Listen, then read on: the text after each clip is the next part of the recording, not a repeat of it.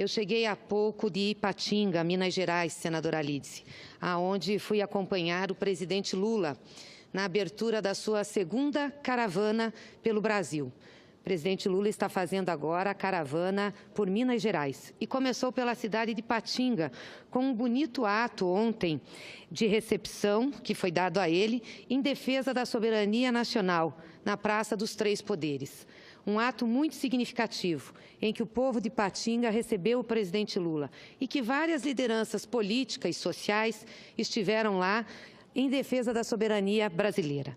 Depois de Ipatinga, senadora Lídice, o presidente Lula hoje se deslocou para Governador Valadares, aonde ele visitou um viveiro de mudas do MST. Em Governador Valadares também fez uma visita à bacia do Rio Doce, na Feira da Paz. E agora, no final da tarde, estará em Teófilo Otoni, visitando a Universidade Federal do Vale do Jequitinhonha e Mucuri. E, à noite, fará um ato em defesa da educação. Na quarta-feira, senadora Lídice, o presidente Lula estará na ponte de Itinga, uma ponte que ele realizou no seu mandato. Aí, no final da tarde, vai estar em Araçuaí, num ato cultural do Médio Jequitinhonha. Na quinta-feira, o presidente Lula visita em Araçuaí o campus de Araçuaí do Instituto Federal de Minas Gerais. E depois segue para Salinas, visitar o outro campus do Instituto Federal em Salinas. E faz uma visita no meio da tarde ao centro de Salinas. No dia 27, estará em Montes Claros, visitará o Complexo Industrial de Montes Claros e depois, no final da tarde, fará um ato público pelo desenvolvimento regional no município. No sábado, ele visita um projeto de irrigação por gotejamento da Aspropem. Depois segue para o município de Bocaiúva e fará um ato em defesa da agricultura familiar. Depois, em Diamantina, fará um ato cultural no Alto do Jequitinhonha. No domingo, o presidente Lula vai ter uma reunião com os reitores das universidades e dos institutos federais do Vale do Jequitinhonha. E depois ele segue para Cordisburgo, aonde terá uma recepção com a Folia de Reis e Congada. No final da tarde, em Cordisburgo, ele visita o museu, a Casa de Guimarães Rosa. E encerra sua caravana no dia 30, em Belo Horizonte, num grande ato de encerramento que fará na Praça da Estação ou da Liberdade. Por que eu fiz questão aqui, senadora Lídice, de ler a agenda do presidente Lula que ele está fazendo em Minas Gerais? Para que as pessoas que estão nos ouvindo saibam o que ele vai visitar, aonde ele vai estar, com quem ele vai falar. E eu aqui me atrevo a dizer que a gente tem poucos líderes nacionais no Brasil hoje que fazem uma agenda como essa que o presidente Lula está fazendo. Que vai à praça pública, que vai à universidade, que vai visitar um canteiro de mudas, que vai conversar com as pessoas numa ponte, que vai visitar as obras que foram realizadas. E ontem, ele, ao falar no evento da Praça dos Três Poderes em Ipatinga, ele disse assim: essa caravana eu faço exatamente para fazer uma medição da realidade, uma medição da realidade brasileira nos estados. Eu quero saber como está Minas depois que o PT deixou de governar o Brasil. Quero saber do povo mineiro se a qualidade de vida melhorou, se as obras continuaram, se as universidades estão melhores, se a gente tem mais programas em benefício da população. E é essa medição que o presidente Lula está fazendo. Lula já fez várias caravanas pelo Brasil. Na década de 70, ele fez caravanas para falar do novo sindicalismo. Na década de 80, fez caravanas para construir o PT. Na década de 90, ele fez caravanas, a primeira para visitar o Brasil e conhecer, e também para fazer o seu programa de governo, e a segunda para revisitar esses locais. E durante o seu governo, o presidente Lula nunca deixou de andar e visitar o Brasil. Eu acho que o presidente Lula leva muito a sério aquele ditado que diz que a sua cabeça dá importância onde seus pés pisam. Portanto, ele é um presidente do povo ele pisa a rua, ele pisa os lugares onde o povo vive, ele pisa as escolas, ele pisa os hospitais. É assim a vida do presidente Lula. Por isso que quando ele governou, ele sabia para quem governava, ele conhecia o Brasil, ele sabia do drama e da dor do povo brasileiro. Infelizmente, quem está governando hoje, que deu o golpe em cima da presidenta Dilma, não sai das salas com ar-condicionado. Não sai dos palácios, não sai também dos lugares aonde se reúne a elite brasileira. Não conhece o povo. O presidente hoje em exercício não vai para uma universidade, não vai pisar numa praça pública, não vai para um canteiro de mudas do MST, não conhece a realidade da agricultura brasileira. Duvido que o ministro da Fazenda, que diz que está consertando o país, visite os rincões do Brasil. Não sabe o que é pobreza. Nunca pisou numa vila pobre de uma cidade, nunca visitou um estado mais pobre, aonde as pessoas vivem e aonde elas sentem realmente o que a economia faz com elas. A economia desses senhores, que se dizem graduados, inteligentes e prósperos. Então, o presidente Lula faz isso exatamente para mostrar para o Brasil que o Brasil pode ser diferente, que já foi governado de maneira diferente, que quem o governou conhecia a realidade do povo. Como é que pode hoje ter um governo que recoloca o trabalho escravo como prioridade das suas ações? Se não fosse a suspensão agora do Supremo Tribunal Federal, estaríamos nós submetidos de novo a trabalho análogo ao escravo? Como pode um governo que vai fazer um leilão na sexta-feira dos postos do pré-sal da Petrobras e abre mão de ter a maioria da exploração? Antes era 60% da exploração dos poços, agora caiu para 40%. Mas pior do que isso, está impondo, está colocando uma medida provisória nessa casa para que as empresas estrangeiras não paguem imposto de importação. Vão explorar o nosso pré-sal, extremamente produtivo. O presidente da Petrobras chegou a afirmar que se o preço do barril do petróleo for menos de $30, ainda assim o pré-sal é produtivo. E vão abrir mão do imposto de importação dos equipamentos para trazer para a exploração. Acabaram com a indústria nacional. Essa mesma gente que dizia que o pré-sal era inviável, que o pré-sal era muito caro. Hoje o custo de exploração do pré-sal é de $8 por barril. Para vocês terem uma ideia, na Arábia Saudita, que é o petróleo quase saindo, borbulhando do chão, é $6. Nós temos tecnologia e estão entregando a tecnologia. Que tipo de governo é esse? Que tipo de gente é essa? Que não tem nenhum amor pelo seu país? Vai entregar o petróleo do pré-sal assim? E ainda vai deixar as empresas estrangeiras não pagarem imposto? São 14 empresas estrangeiras que estão aqui, todas com olhos muito gordos em cima dessa licitação que vai ter na sexta-feira. Pois bem, é desse governo que nós estamos falando. Desse governo que fez uma reforma trabalhista para tirar direito dos trabalhadores. Desse governo que quer fazer uma reforma da Previdência para tirar direito dos mais pobres, daqueles do regime geral de Previdência que ganham até 5 salários. Desse governo que está desmontando a educação. O presidente Lula está visitando as universidades e o que ele mais ouve é que as universidades não têm condições de se manter, senadora Lídice. Não têm condições de pagar o básico. Vão fechar as portas. Isso, o que o governo quer com isso? Quer dizer que elas são inviáveis. Para quê? Para privatizar. Puder, ele cortou mais de 60% das verbas da universidade. Por que o presidente Lula vai fazer um ato em defesa da agricultura familiar? Porque eles mandaram um orçamento esse ano, cortando em mais de 98% os recursos para o PAA, que é o Programa de Aquisição Direta de Alimentos, que tanta sustentabilidade deu à nossa agricultura familiar. Porque eles estão desmontando o PRONAF. Foi visitar um canteiro de mudas do MST, porque parou a reforma agrária. Nós não temos mais assentamentos. Nós não temos mais a validação dos acampamentos que estavam já em vias de ser legalizados. O pessoal do MST é um pessoal dos mais produtivos que nós temos. Quando ocupa uma terra, produz. Estão desmontando a pequena agricultura brasileira. É essa gente que está governando o Brasil. É por isso que o presidente faz caravanas e tem que fazer. Nós temos que denunciar isso, dizer para as pessoas que elas têm que abrir os olhos. Não é possível que esse governo continue. Agora, sabe o que eles vão fazer? Perdoar 60% das dívidas de crimes ambientais. Está hoje nos jornais. Para quê? Para que a bancada ruralista vote a favor do Temer na quarta-feira. É uma vergonha, é um escândalo.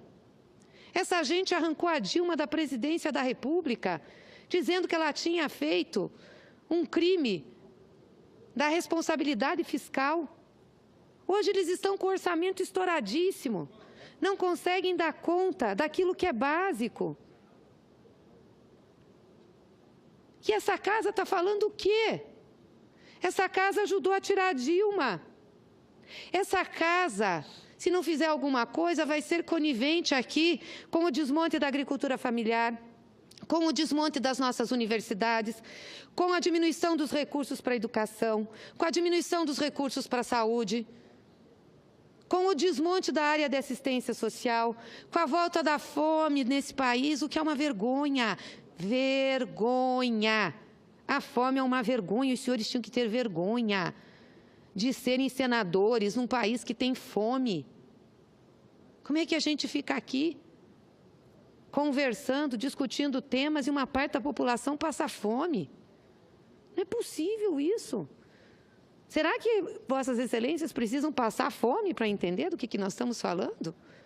Será que Vossas Excelências têm que deixar de comer 3 refeições ao dia? Ou será que Vossas Excelências têm que comer a ração do Dória, quem sabe, para saber o que significa pobreza? Por favor, andem na periferia desse Brasil, falem com as pessoas pobres, vejam o que está acontecendo. Não é possível. E não é possível ainda ver alguns senadores aqui repetir o discurso ufanista que eles estão fazendo no governo da melhora da economia. Está melhorando para quem? Para quem? Para o povo brasileiro não é. Uma economia com 15% de investimento em relação ao PIB não vai melhorar nunca. Nós não temos inflação porque a economia está no chão. Fizemos uma depressão na economia. Hoje tem uma notícia no jornal que os únicos empregos criados são para aqueles que têm nível superior ou que têm mais capacitação. Para quem não tem emprego. Vou voltar a dizer, as pessoas estão passando fome. E o governo está cortando Bolsa Família. Essa gente tem o quê na cabeça? Não é possível. E o Temer dando jantares para convencer os deputados a votar a favor deles. Voltando o trabalho escravo para que os ruralistas votem nele. Perdoando dívidas e crimes ambientais. Cortando o orçamento. O Lula tem que fazer muita caravana pelo Brasil. Porque o Lula, quando governou esse país, o PT, quando governou esse país, nós fizemos muito pelo país. Acabamos com a fome, com a miséria, colocamos universidades para funcionar, institutos federais para funcionar, fizemos com que a educação básica melhorasse, fizemos infraestrutura no país. Essa ponte de Tinga, em Minas Gerais, uma necessidade para unir a cidade, demorou quantos anos para ser feita? Teve que entrar um governo do PT para fazer. Quantas obras que precisou de um governo com visão democrática, progressista e popular. E agora o que nós temos? Um governo que prega austeridade e austericídio, mas que tem o maior déficit orçamentário de todos os tempos. O maior déficit orçamentário. Os nossos governos, senadora Lídice, fizeram por 10 anos consecutivos superávit primário. Isso mostra que tinham responsabilidade fiscal e mesmo assim investiram, e mesmo assim colocaram no social. Que tipo de governo é esse, de 5ª categoria? Que Ministério da Fazenda é esse? Em que o ministro pede ajuda para Deus. Ministro, tenha vergonha. Vossa Excelência está quebrando o país. Vossa Excelência está canalizando os recursos para pagar dívida e está tirando dinheiro dos programas sociais que dão comida aos pobres. Se quer a ajuda de Deus, faça pelos que mais precisam, não pela elite desse país. Senão, não fale seu santo nome em vão. Não é possível que a gente esteja vivendo esses dias no país. Eu quero lamentar aqui e quero parabenizar o presidente Lula, quero parabenizar a militância do meu partido, parabenizar os movimentos sociais, o MST, a CUT, as demais centrais sindicais, os sindicatos, o MTST, todos os movimentos sociais que estão resistindo, que estão indo para a rua e que estarão na rua na quarta-feira. Nós teremos manifestações em várias partes do país, pedindo para que o Temer saia. É um escândalo, um presidente que está fazendo tudo isso, com as denúncias que tem, permanecer no cargo. Ele governa para 300 deputados na Câmara dos Deputados, 300 deputados. O Brasil, que se exploda. Imagina, o povo brasileiro, que morra de fome, que fique desempregado, mas ele cuida dos ruralistas, dos grandes empresários, dos ricos e dos 300 deputados. Por isso, a banca financeira o aplaude, a Rede Globo, que detonou o PT e a Dilma, ou engole, e tudo continua para que a elite brasileira permaneça feliz. É uma vergonha, é uma vergonha. Nós vamos estar nas ruas. Podem não ser milhões, serão milhares, mas isso é um processo de acúmulo de força.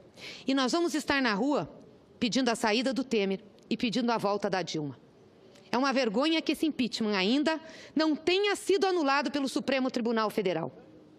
Uma vergonha que esse impeachment ainda não tenha sido revisto. Uma presidenta que foi arrancada do seu mandato. Esse vai ser nosso papel. E na quarta-feira nós estaremos, com certeza, mobilizados com os movimentos sociais, sindical, em nome do Brasil. E eu não poderia terminar, senhor presidente, aqui de deixar aqui um registro, de fazer aqui um registro. Nós tivemos uma decisão judicial muito importante hoje, senhores senadores e senhoras senadoras. A segunda instância da Justiça de São Paulo deu ganho de causa à ex-ministra Eleonora Minicucci contra o ator pornô que a tinha processado e tinha pedido indenização a ela de R$10 mil, porque ela, vejam bem, senhores, ela denunciou esse ator pornô por incitação ao estupro, incitação à cultura do estupro. Sabe o que esse ator fez? Num programa de TV, ele contou aos risos para o entrevistador que ele tinha tido relações sexuais com uma mulher, e especificou com uma mãe de santo desacordada, e que ela teria desacordado exatamente pela violência com que ele a segurou. E ele riu disso. E a Eleonora Minicucci era, na época, ministra da presidenta Dilma, ministra da Secretaria Especial de Mulheres. Na função do seu cargo, ela fez uma denúncia e disse: esse ator pornô está incitando a cultura de estupro ao ir para um programa de televisão e rir, junto com o apresentador, de uma situação como essa. Achar que é normal ter relação sexual com uma mulher desacordada. Pois bem, o ator pornô processou a ministra Eleonora e ela perdeu em primeira instância. Aliás, eu fico pensando o tipo de cabeça desse juiz que deu ganho de causa a esse ator pornô. Mas ela perdeu. E hoje foi julgada em segunda instância. E teve uma grande mobilização das mulheres em todo o Brasil em favor da ex-ministra Eleonora Minicucci. Aliás, na frente lá da Justiça em São Paulo, teve uma manifestação das mulheres. E não é que o ator pornô apareceu lá com seus capangas e bateu em mulheres? Esse é o tipo de gente que nós temos que dá conselho ao ministro da Educação do Brasil. Por isso que esse país não pode ir bem. O ministro da Educação se aconselha com ator pornô que bate em mulheres e que incita a cultura do estupro. Mas o fato é que a ministra Eleonora venceu. E eu queria, ministra Eleonora, lhe parabenizar por sua força, por sua garra, por sua determinação e por representar nós mulheres nesse processo. Porque, ao fazer essa luta, a senhora representou as mulheres do Brasil. E nós não nos calaremos. Nós não temos medo de juiz que tem cabeça misógina, nós não temos medo de ator pornográfico, nós não temos medo de pastores ensandecidos, nem de padres ensandecidos que pregam a misoginia. Nós não temos medo. Nós temos coragem. Aliás, a coragem é um atributo feminino. E quando algo for feito contra uma de nós nos levantaremos, assim como nos levantamos para defender a ministra Eleonora Mennicute. Parabéns, ministra Eleonora Mennicute, parabéns a todas as mulheres brasileiras. Hoje nós tivemos uma vitória importantíssima em relação aos nossos direitos. Muito obrigada, senhor presidente.